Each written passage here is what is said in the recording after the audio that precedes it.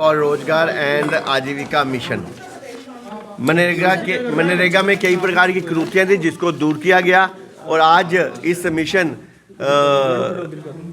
बड़ा ही सोच समझ कर नरेंद्र भाई मोदी जी यशस्वी प्रधानमंत्री उनकी टीम द्वारा बनाया गया और आने वाले समय के अंदर किस प्रकार से इन कुरीतियों को दूर करके सीधा फायदा सीधा लाभ गांव को पहुंचे, गांव के मजदूरों को पहुंचे, इस बात का पूरा ध्यान रखा गया। इसके अंदर जो खास बात जुड़ती है आत्मनिर्भर भारत के निर्माण के साथ साथ आत्मनिर्भर गांव बनाना, रोजगार के साधन उपलब्ध कराने और साथ साथ में पर्यावरण को मजबूत करना, उसके साथ साथ युवाओं को किस प्रकार से रोजगार मिले, महिलाओं को 33% आरक्षण मिले, SC ST का भी पूरा ध्यान रखा गया है। युवाओं को किस प्रकार से कार्य करते करते उनको इंजीनियरिंग विंग के अंदर किस प्रकार से तैयार किया जाए और साथ में 100 दिन से 125 दिन का इसके अंदर रोजगार की बात रखी गई है और साथ साथ में जो उनको समय के ऊपर उनका वेतन या उनकी जो दिहाड़ी नहीं मिलती थी उसको किस प्रकार से समय पे दी जाए, अगर वो समय पे ना दी जाएगी 15 दिन के अंदर किस प्रकार से इसके ऊपर पेनल्टी लगाई जाए, इन सब का ध्यान रखते हुए ये एक स्कीम लाई गई है। मैं मुबारकबाद देना चाहता हूँ हिंदुस्तान के लोगों को, खासकर मैं अपने यूटी जम्मू कश्मीर के लोगोों को कि इसके अंदर राज्य और स्टेट का जो प्रावधान रखा गया है 40-60 का रखा गया है। हिमालयन जो बेल्ट है वह उसका 90-10% रखा गया है और जो यूटी है उसका 100% सेंटर इसके ऊपर पैसा देगा। इसके साथ साथ जो सबसे बड़ी उपलब्धि हमारी क्या है, जो पलायन गांव से होता था जिसके कारण युवा रोजगार ना मिलने के कारण शहरों की तरफ भागते थे, आज वो पलायन इस स्कीम के कारण रुक जाएगा। गांव भी हमारा समृद्धि की तरफ बढ़ेगा, पंचायत हमारी समृद्धि की तरफ बढ़ेगी, जिससे हमारा देश और विकसित होगा क्योंकि गांव विकसित होगा। यही सोच लेकर नरेंद्र भाई मोदी जी ने ये स्कीम लाई है। मैं इनका फिर तहे दिल से अपनी तरफ से और जम्मू कश्मीर की लोगों की तरफ से धन्यवाद करता हूँ। सर कांग्रेस जिसने हमेशा भ्रष्टाचार दिया, आतंकवाद दिया, परिवारवाद की राजनीति दी, उनको तो लगता था कि जो भाई भतीजावाद की जो इनकी स्कीम है मनरेगा, आज वो कहीं ना कहीं टाइम फिस हो चुकी है। अब उसका बदलाव हो चुका है। सीधा फायदा जो अपने वो ठेकेदारों को देते थे वो बंद हो चुका है, इसलिए वो सड़कों पे आ रहे हैं। पर उनकी जो भी एजिटेशन होती हैं वो टाइम फिक्स होती हैं। वो सिर्फ अपने मतलब के लिए 1-2 दिन 3 दिन सड़कों पे आते हैं, उसके बाद अपने घरों में बैठकर जश्न बनाते हैं। खेत के अंदर तालाब की जरूरत है, वो तालाब भी वो किसान अपना बना सकता है। ये सबसे बड़ी बात है। और संपूर्ण इंफ्रास्ट्रक्चर गांव के अंदर जो दूसरा विशेष रूप से पूर्ण इंफ्रास्ट्रक्चर जो गांव के अंदर सड़कें, हॉस्पिटल, औषधालय, पंचायत घर, कोई भी ऐसी चीज, प्लेग्राउंड बच्चों के लिए, ऐसी कोई भी चीज जिसका उस पंचायत घर के अंदर सीधा पंचायत के अंदर सीधा वास्ता है, वो उसका भी निर्माण कर सकते हैं। पक्के इंफ्रास्ट्रक्चर बनेंगे जो आने वाले समय के अंदर उनके लिए एक बड़ी बात होगी। उसके साथ साथ वर्किंग शेड बनेंगे, जैसे गांव के अंदर जो बड़े एक शेड बनाए जा सकते हैं जिसके अंदर सारे गांव वाले इकट्ठे बैठकर कोई भी रोजगार कर सकते हैं। उसके साथ साथ कोई भी भंडारे के हॉल बन सकते हैं जहां से पूरी एक व्यवस्था बन सकती है पंचायत के अंदर कि हर व्यक्ति इकट्ठा होकर इकट्ठे काम कर सके। ये भी एक बड़ा उसके अंदर बिंदु रखा गया है।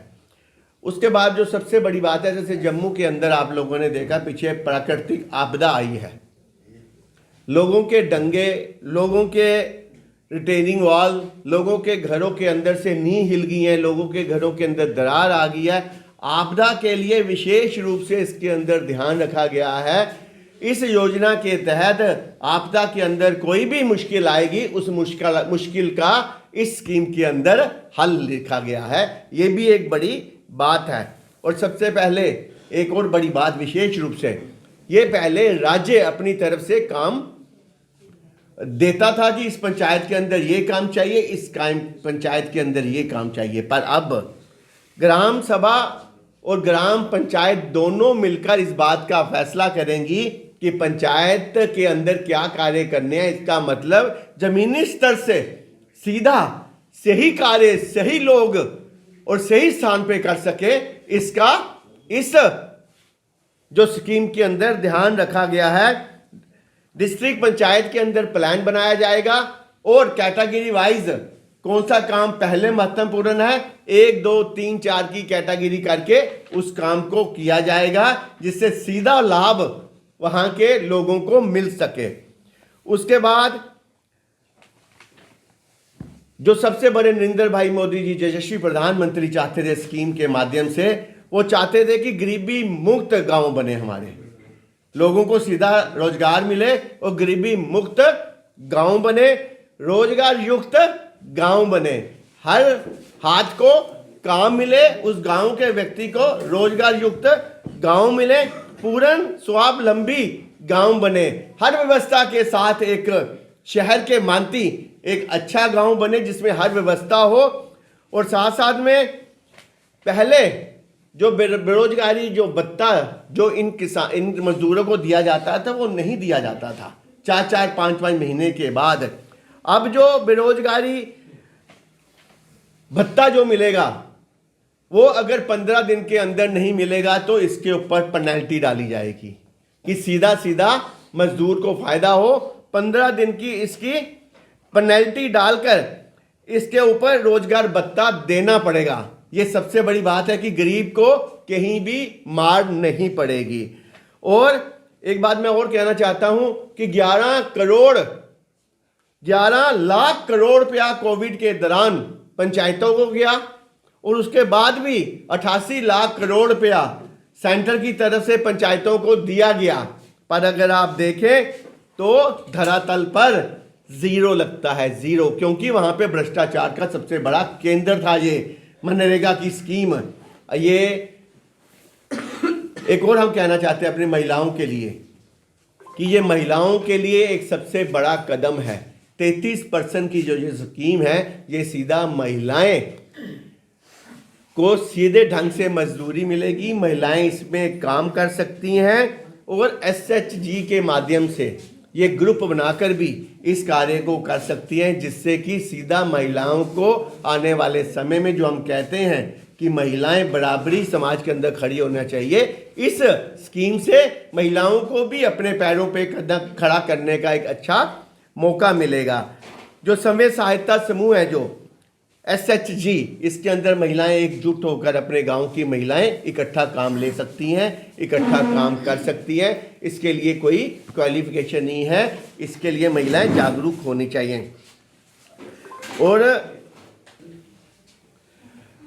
सबसे बड़ी बात क्या है, अगर पिछली बार जो मैंने आपको भी बताया जितना पैसा धरातल पे आया पंचायतों के अंदर, पर जिस प्रदेश को इसकी ज़रूरत नहीं थी वहाँ पे ज़्यादा पैसा खर्च दिया गया और जहाँ पे ज़रूरत थी वहाँ पैसा नहीं खर्चा गया।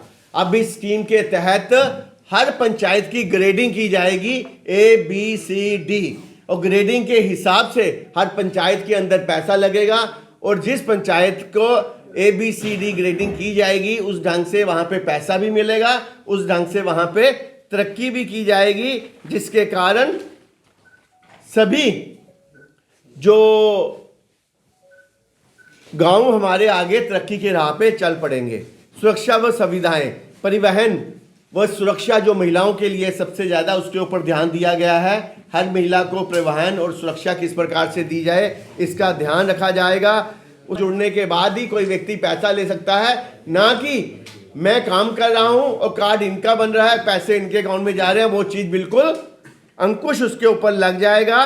और साथ साथ जो भी कार्य गांव के अंदर होंगे उसको जियो टैगिंग किया जाएगा।